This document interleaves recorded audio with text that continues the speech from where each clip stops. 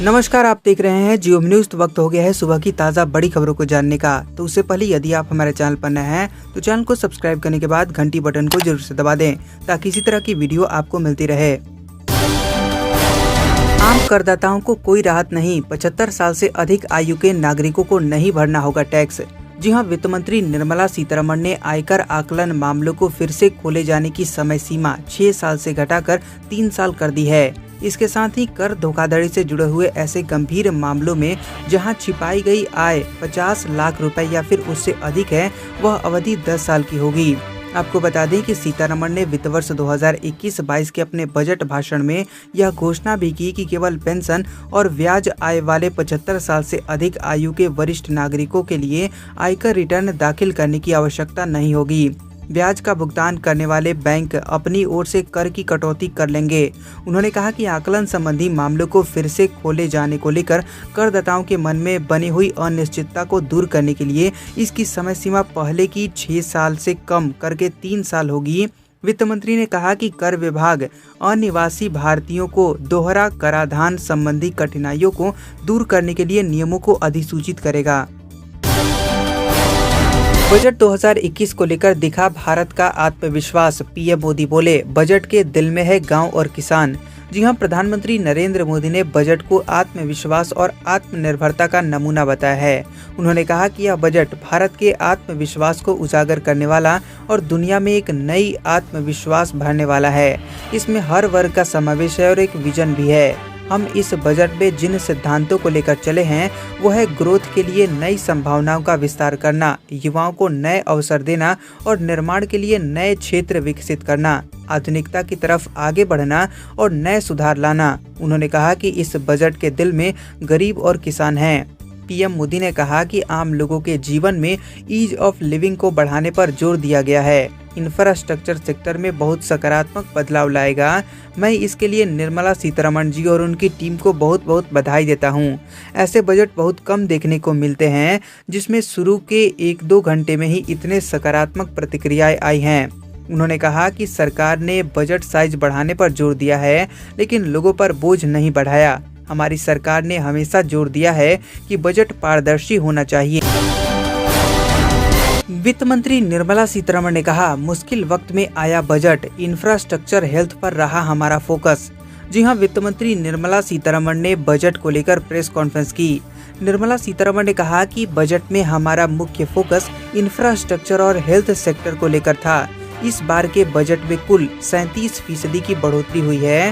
निर्मला सीतारमण ने कहा कि जो कृषि सेस लगाया गया है जिससे आम लोगों पर कम ही भार पड़ेगा।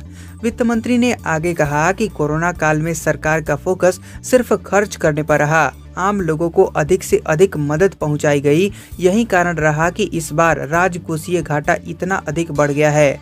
वित्त मंत्री निर्मला सीतारमण ने प्रेस कॉन्फ्रेंस में राजकोषीय घाटे पर कहा कि सरकार की ओर से लगातार ऐसे कदम उठाए जा रहे हैं जिससे कि उसकी भरपाई लगातार की जाएगी।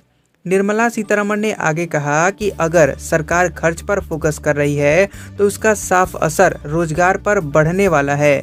आपको बता दें कि वित्त मंत्री ने कहा कि कस्टम ड्यूटी काफी चीजों में बढ़ाया गया है लेकिन जो सेस लगाया गया है उससे आम लोगों पर असर नहीं पड़ेगा। पीएम आत्मनिर्भर स्वास्थ्य योजना होगी लॉन्च, खर्च होंगे 64,180 करोड़ रुपए।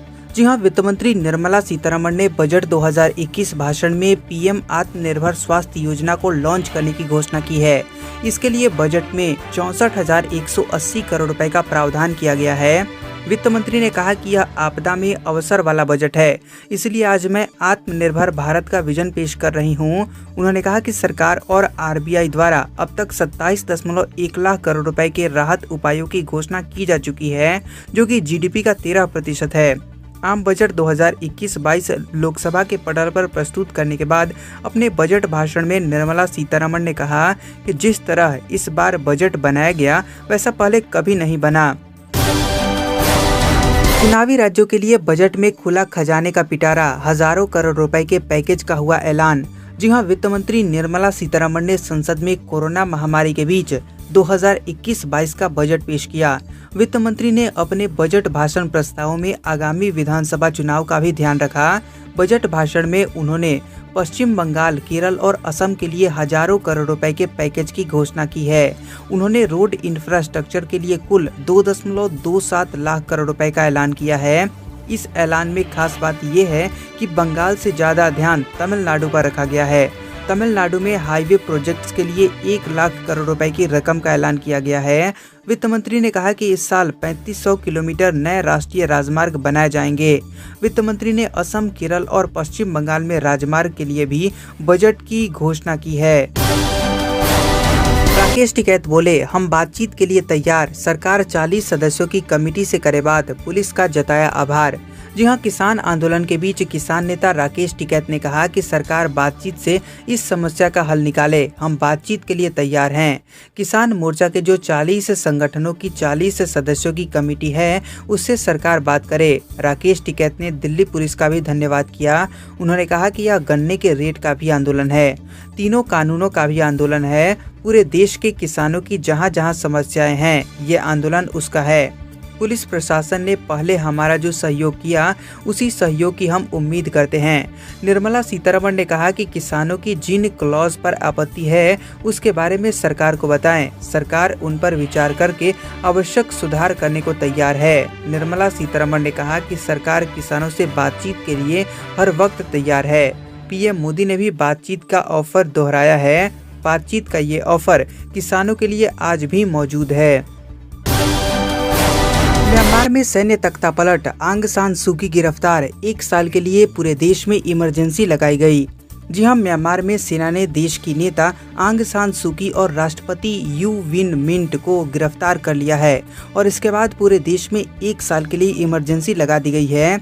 सत्तारूढ़ पार्टी NLD के प्रवक्ता ने यह जानकारी दी है, जिसके बाद स्थानीय मीडिया रिपोर्ट में कहा गया है कि सेना ने पूरे देश में 1 साल के लिए आपातकाल लगा दिया है और पूर्व जनरल तथा उपराष्ट्रपति मिंट स्वे को कार्यकारी राष्ट्रपति बनाया गया है।